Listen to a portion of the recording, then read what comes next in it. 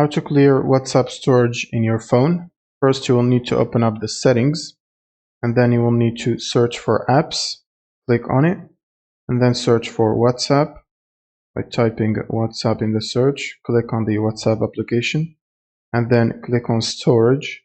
And from here, you can click on clear data, and then you can clear the cache or click on manage space.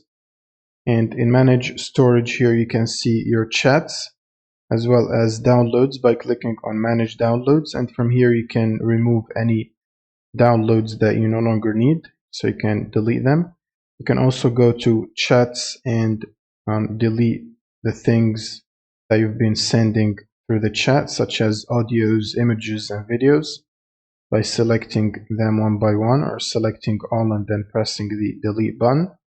And that should free up the space used by the WhatsApp application. So if you go back, you should be able to see that it's no longer using space from chats because it's all deleted. And if you go back and clear cache, it should basically remove more data being used by the WhatsApp application. And like that, you've cleared the WhatsApp storage on your phone by removing all of the unnecessary downloaded files or sent videos, images, or audios, and also clearing the cache app or the application cache. That's pretty much it for this video. Subscribe if you find this helpful, and see you on the next one.